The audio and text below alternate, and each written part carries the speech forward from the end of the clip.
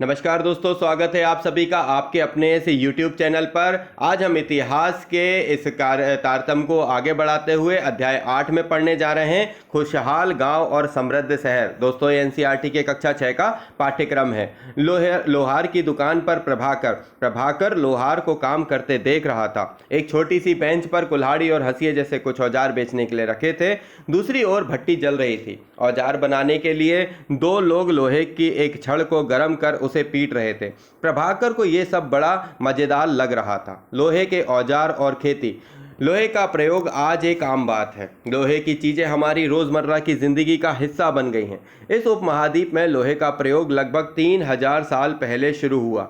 महापाषाण कब्रों में लोहे के औजार और हथियार बड़ी संख्या में मिले हैं।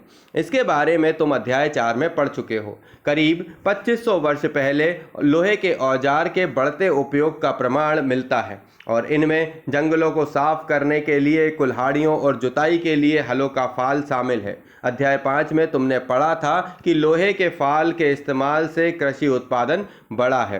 कृषि उत्पादन बढ़ाने के लिए उठाए गए अन्य कदम सिंचाई। समृद्ध गांवों में के बिना राजाओं तथा उनके राज्यों का बने रहना मुश्किल था। जिस तरह कृषि के विकास में नए औजार तथा रोपाई महत्वपूर्ण कदम थे, उसी तरह सिंचाई भी काफी उपयोगी साबित हुई। इस समय सिंचाई के लिए नहरें, कुएं, तालाब तथा कृत्रिम जलाशय बनाए गए।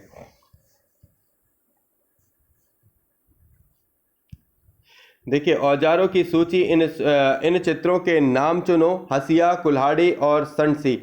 लोहे के ऐसे 5 चीज़ों की सूची बनाओ जिनका उपयोग तुम रोज़मर्रा में करते हो। तो देखिए, ये जो है ये लोहे की संसी है। ये लोहे का वो हिस्सा जिसको कुल्हाड़ी के रूप में यूज़ होता है। और ये जो है वो क्या है, आपका हंसिया। तो इनका लोहे का औजार उनको बोलते हैं। इनका यूज़ जो है वो खेती किसानी अथवा अन्य कार्यों में किया जाता है। इस चार्ट में तुम्हें सिंचाई में आए परिवर्तन दिखाई देंगे। खाली स्थानों में सही वाक्य भरो। लोगों द्वारा परिश्रम किया गया, किसानों को लाभ मिला क्योंकि अब उत्पादन में अनिश्चितता घटी है। कर अदा करने के लिए किसानों को उत्पादन बढ़ाना था। राजाओं ने सिंचाई की योजना बनाई और धन खर्च किया। अब इसमें राजाओं को सेना, महल और किले बनवाने के लिए धन चाहिए।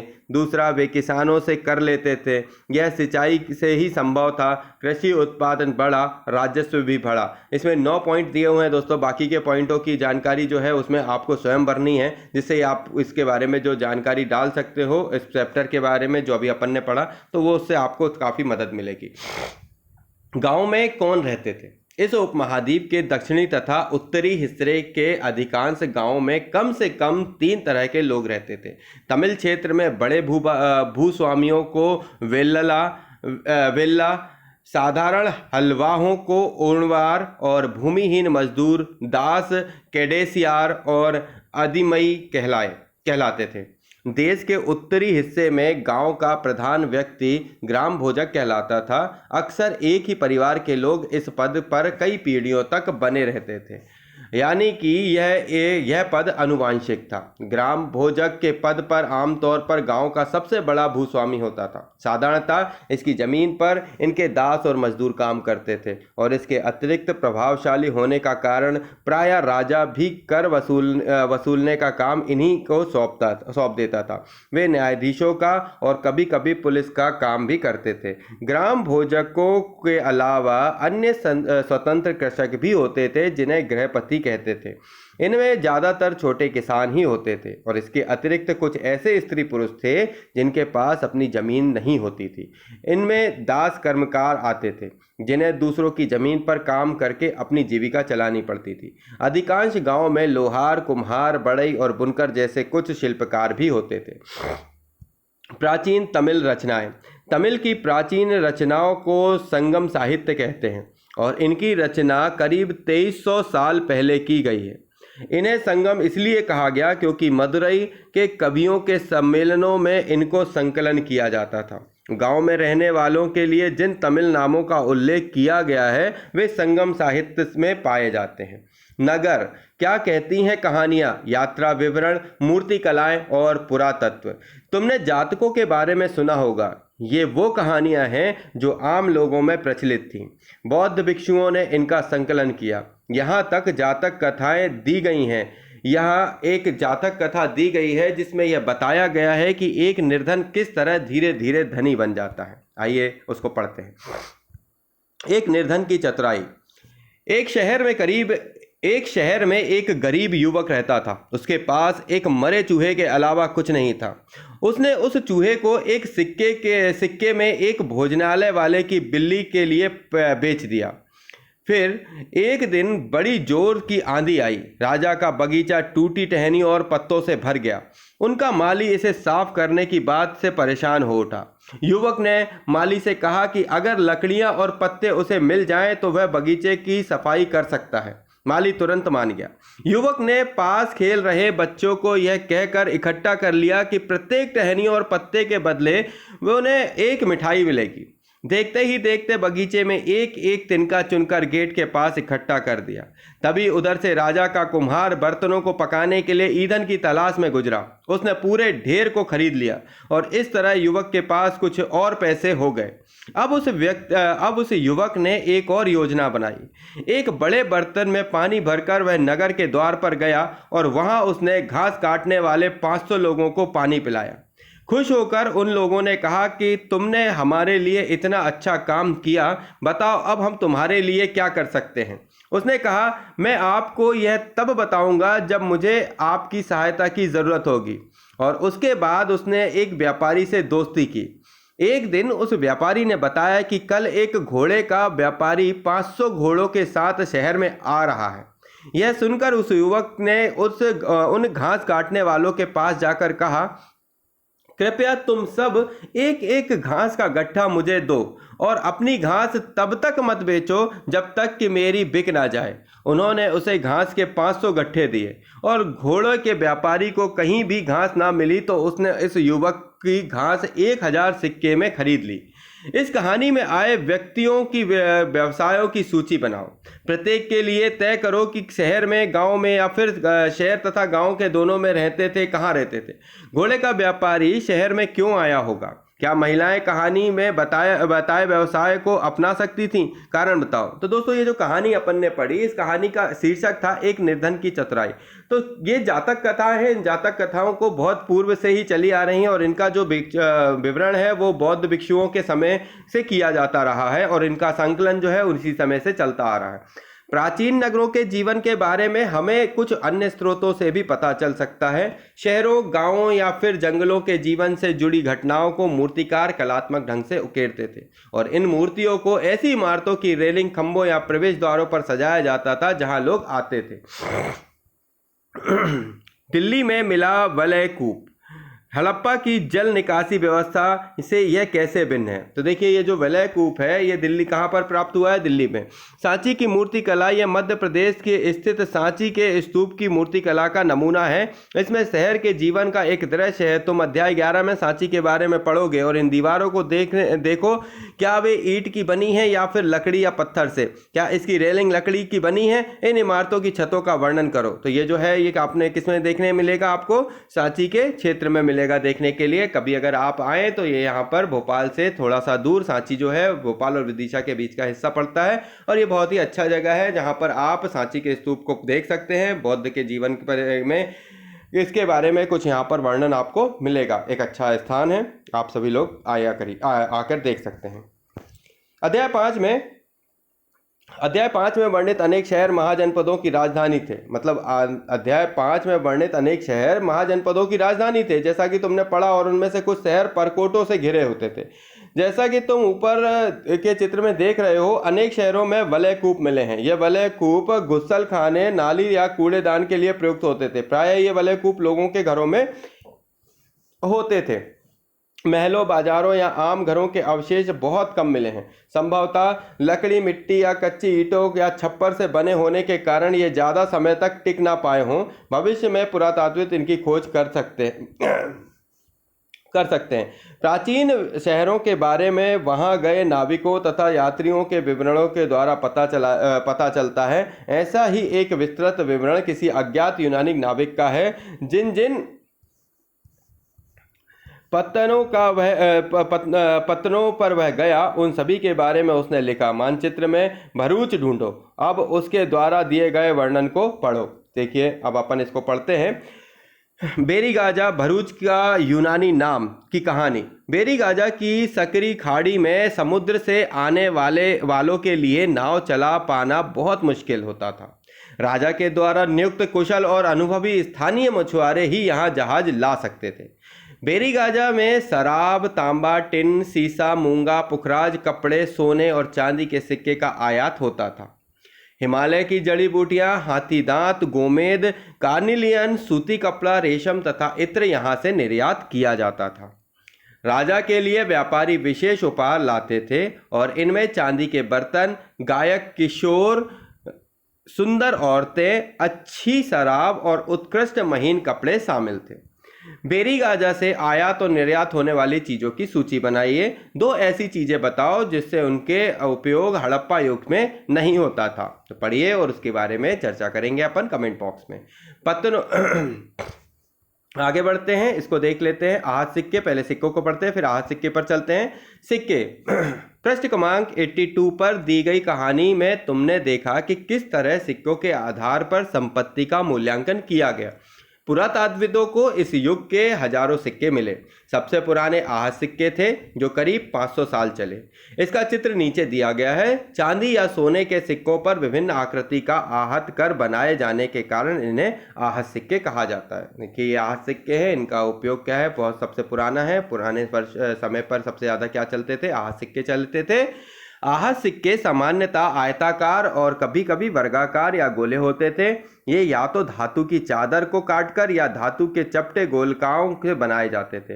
इन सिक्कों पर कुछ लिखा हुआ नहीं था, बल्कि इन पर कुछ चिन्ह छप्पे के से बनाए जाते थे, इसलिए ये आहत सिक्के कहलाए। ये सिक्के उपमहाद्वीप के लगभग अधिकांश हिस्सों पर पाए जाते हैं और ईसा की आरंभिक सदियों तक के प्रचलन में रहे। विनिमय के अन्य साधन।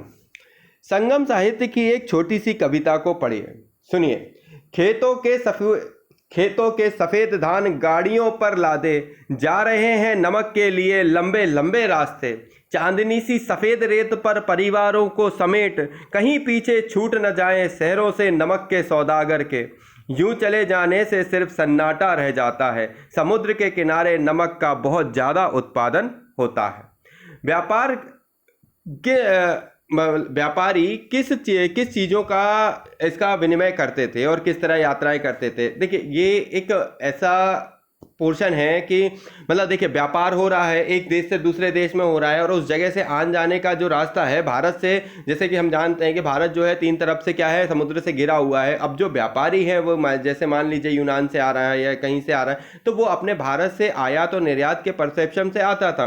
कारण क्या था, जो हम पहले से भी पढ़ते आ रहे हैं कि हमारे यहाँ पर पाए जाने वाला केरल में मिर्च मसालों का जो सेक्शन, उसके बाद कर्नाटक में जो कॉफ़ी है, उसके बाद हमारे हिमालय में जो जड़ी बूटियाँ है, इसके अलावा पूरे भारत में हमारे अनेक प्रकार की जो विविधता के कारण जो अन्य जो मशहूर चीज़ें हैं वो यहाँ से जो निर्यात की जाती थी। इसी प्रकार से जो विदेश से हमारे देश में आयात होता था, जैसे खनिजों का होता था, कीमती वस्त्रों, मूल्यों, आभूषणों, बहुत सारी चीज़ों का ऐसा जो है वो चलता रहता था। तो उनके आने जाने का आवागमन कई प्रकार से होता था। कुछ वो सड़क मार्गों के द्वारा जो ऊपर से आते थे उत्तर की तरफ से, और बहुत से जो है वो समुद्री मार्गों से आते थे, और ज़्यादातर जो है बाद में समुद्री मार्गों का यूज़ किया गया और इसी के साथ भारत की खोज भी हुई और उसका एक विवरण जो है वो आगे हम पढ़ेंगे। आगे बढ़ते हैं। नगर अनेक गतिविधियों के केंद्र।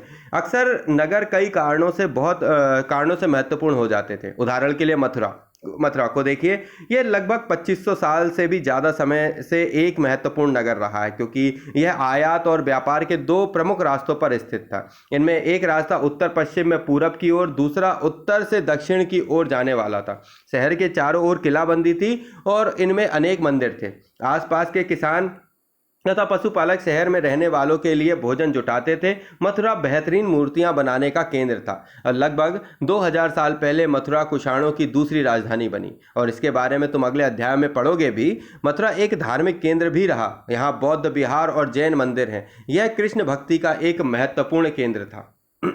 मथुरा में प्रस्तर खंडों तथा मूर्तियों पर अनेक अभिलेख मिले हैं। आमतौर पर ये संक्षिप्त अभिलेख हैं जो स्त्रियों और पुरुषों द्वारा मठों के मंदिरों को दिए जाने वाले दान का उल्लेख करते हैं। प्रायः शहर के राजा, रानी, अधिकारी, व्यापारी तथा शिल्पकार इस प्रकार के दान करते थे। उदाहरण के लिए मथुरा के अभिलेख में सुनारों, लोहारों, बुनकरों, टोकरी बुनने वालों, माला बनाने वालों और इत्र बनाने वालों का उल्लेख मिलता है।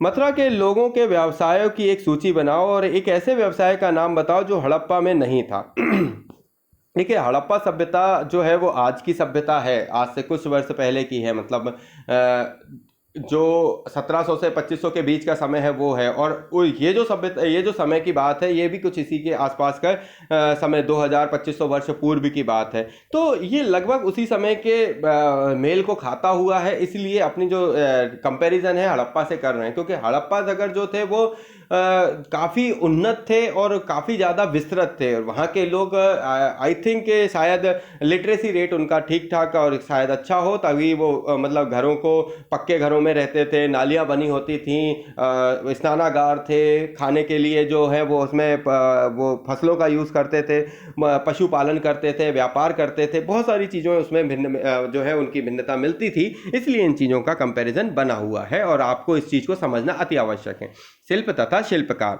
पुरास्थलों में शिल्पों के नमूने मिले हैं। इनमें मिट्टी के बहुत ही पतले और सुंदर बर्तन मिले हैं जिन्हें उत्तरी काले चमकीले पात्र कहा जाता था, क्योंकि ये ज़्यादातर उपमहाद्वीप के उत्तरी भाग में मिले हैं। ध्यान रहे कि अन्य दूसरे शिल्पों के अवशेष नहीं बचे होंगे। जैसे कि विभिन्न ग्रंथों से हमें पता चलता है कि कपड़ों का उत्पादन बहुत महत्वपूर्ण था। उत्तर में बनारसी और दक्षिण में मद्रई इसके प्रसिद्ध केंद्र थे। यहाँ स्त्री पुरुष दोनों काम करते थे।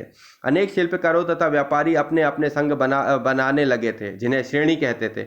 शिल्पकारों की श्रेणियों का काम प्रशिक्षण देना, कच्चा माल उपलब्ध कराना, तैयार माल का वितरण करना था, जबकि व्यापारियों की श्रेणियां व्यापार का संचालन करती थी। श्रेणियां बैंकों के रूप में काम करती थी। यहाँ लोग पैसा जमा कर रखते थे। इन धनों का निवेश लाभ के लिए किया जाता था और उससे मिले लाभ का कुछ हिस्सा जमा करने वालों को लौटा दिया जाता था या फिर मठ आदि धार्मिक संस्थानों को दे दिया जाता था। सूत काटना और बुनने का नियम। ये नियम अर्थशास्त्र के हैं। अध्याय 7 में अर्थशास्त्र का उल्लेख किया गया है। इसमें वर्णन किया गया है कि किस प्रकार एक विशेष पदाधिकारी की देखरेख में कारखानों में सूत की कताई और बुनाई की जाती थी। ऊन, पेड़ों की छाल, कपास, पटुआ और सन को तैयार करने के लिए काम में विधवाओं, सक्षम अक्षम महिलाओं, भिक्षुणियों, वृद्धा वैश्याओं, राजा की अवकाश प्राप्त दासियों, सेविकाओं और अवकाश प्राप्त देवदासियों को लगाया जाता था। उन्हें इनके काम के और गुणवत्ता के अनुसार पारिश्रमिक देना चाहिए। इन्हें इनके काम के और गुणवत्ता के अनुसार पारिश्रमिक देना चाहिए। जिन महिलाओं को बाहर निकलने की अनुमति नहीं है, वे अपनी दासियों को भेजकर कच्चे माल को मंगवा सकती हैं और फिर तैयार माल उन्हें भिजवा सकती हैं। वे औरतें जो कारखाने तक जा सकती हैं, उन्हें अपना माल कारखाने तक तड़के ले जाना पड़ता था, जहां उन्हें पारिश्रमिक मिलता था। अरे इस समय माल को अच्छी तरह जांचने के लिए रोशनी रहती थी। अगर निरीक्षक और उस औरत की तरफ देखता है या इधर उधर की बातें करता है तो उसे सजा मिलनी चाहिए। अगर औरत ने अपना काम पूरा नहीं किया तो उसे जुर्माना देना होगा। इसके लिए उसका अंगूठा भी काट लिया जा सकता है। ये जो नियम थे ये थोड़ा सा कठोर नियम थे। सूत काटने और बुनने के नियम जो हैं अर्थशास्त्र के नियम थे और इनके नियमों के बारे में यहाँ पर लिखा हुआ है। उन महिलाओं की सूची बनाओ जिन्हें निरीक्षक नियुक्त कर सकता था। क्या काम करने के दौरान महिलाओं को मुश्किलें झेलनी पड़ती थी? देखिए, जो पूर्व का समय था वो एक बहुत ही कठिन समय था, जिस पर बहुत ही कठिन नियमों पर लोगों ने काम किया है। शायद इसीलिए हमारे देश ने आज़ादी के लिए बहुत सारी चीज़ें लड़ी जानी, क्योंकि राजा और जो प्रजा का जो एक समय था हमने नहीं देखा, मानते हैं, पर जो हमने पढ़ा उस हिसाब से हम जैसे अभी हमने इस नियम को पढ़े कि सूत काटने के नियम थे कि अगर गलती करने की सज़ा इस हद तक जा सकती है कि उसका अंगूठा भी काट लिया जा सकता था। तो ये नियम काफ़ी कठोर थे और इन सभी नियमों पर लोग काम करते थे और बेहतर काम करते थे। आइए जानते हैं आगे। सूक्ष्म निरीक्षण। अरिकामेडु। मानचित्र में अरिकामेडु यानी पांडुचेरी में ढूंढो। पृष्ठ 88 में रोम के बारे में दी जानकारी पढ़ो। लगभग 2200 से 1900 साल पहले अरिकामेडु एक पत्तन था। यहाँ दूर दूर से आए जहाज़ों में सामान उतारे जाते थे और यहाँ ईंटों से बना एक ढांचा मिला है जो संभवतः गोदाम रहा हो। यहाँ भूमध्य सागरीय क्षेत्र के एक एम्फोरा जैसे पात्र मिले हैं और इनमें शराब या तेल जैसे तरल पदार्थ रखे जा सकते थे और इनमें दोनों तरफ से पकड़ने के लिए हत्थे लगे थे। साथ ही यहाँ एरेटाइन जैसे मुहर लगे लाल चमकदार बर्तन भी मिले हैं और इन्हें इटली के एक शहर के नाम पर एरेटाइन पात्र के नाम से जाना जाता है। इसे मुहर लगे सांचे पर गीली चिकनी मिट्टी को दबाकर बनाया जाता है। कुछ ऐसे बर्तन भी मिले हैं जिनका डिज़ाइन तो रोम का था किंतु वे यहीं बनाए जाते थे। यहाँ रोमन लैंप, शीशे के बर्तन तथा रत्न भी मिले हैं। साथ ही छोटे छोटे कुंड भी मिले हैं जो संभवतः कपड़ों की रंगाई के पात्र रहे होंगे। यहाँ पर शीशे और अर्ध बहुमूल्य पत्थरों के मनके बनाने का पर्याप्त साक्ष्य मिले हैं। अभिलेखित मिट्टी के बर्तन, कई बर्तनों पर ब्राह्मी लिपि में अभिलेख मिले हैं।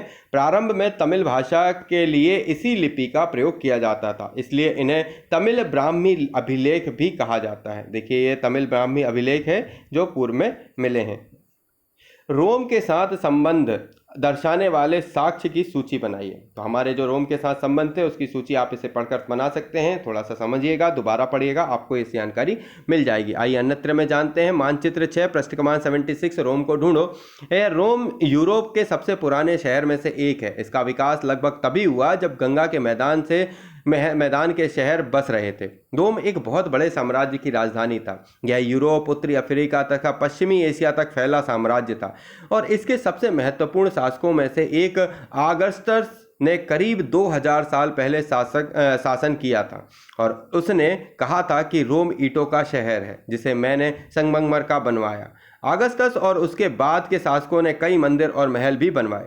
ऑगस्टस ने बड़े बड़े रंगमंडल यानी एम्फी थिएटर बनवाए जिसके चारों तरफ दर्शकों के बैठने की सीढ़ीनुमा जगह होती थी। यहाँ लोग विभिन्न प्रकार के कार्यक्रम देख सकते थे। उन्होंने स्नानागार भी बनवाए जहां स्त्रियों तथा पुरुषों के लिए अलग अलग समय निर्धारित थे।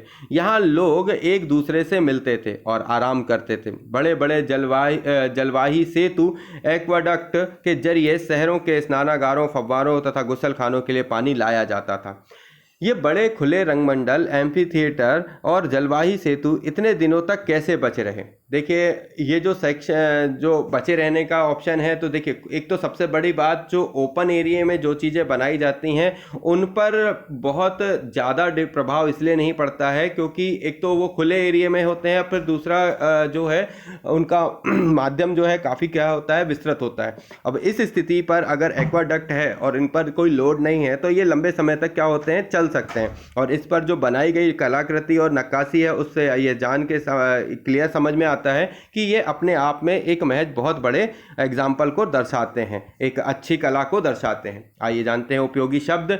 लोहा, गांव, सिंचाई, संगम, नगर, वलयकूप, पत्तन, श्रेणी। आगे जानते हैं तिथियों के बारे में। कुछ महत्वपूर्ण तिथियां। उपमहाद्वीप में लोहे के प्रयोग की शुरुआत करीब 3000 साल पहले हुई। लोहे के प्रयोग में बढ़ोतरी नगर आहत सिक्के करीब 2500 वर्ष पहले के हैं। संगम साहित्य की रचना की शुरुआत करीब 2300 साल पहले की है और अरिकामेडु का पतन करीब 2200 से 1900 साल पहले के आसपास का है। यहाँ पर हमने बहुत सारी चीज़ों को जाना, अपने चैप्टर को समझा और भी चीज़ों के जो तारतम्य हैं वो लगातार चलते रहेंगे। इस खुशहाल गांव और समृद्ध शहर के बारे में हमने जानकर बहुत सारी चीज़ें इकट्ठी करी। तो दोस्तों ये तारतम्य लगातार जारी रहेगा, आपका और हमारा जो साथ है वो लगातार जारी रहेगा। NCERT का तारतम्य हमारे पास लगातार बना रहेगा। तो जब तक हमारे पास कुछ खास नया नहीं है, मैं लेता हूँ आपसे इजाज़त। जय हिंद, जय भारत। थैंक यू दोस्तों।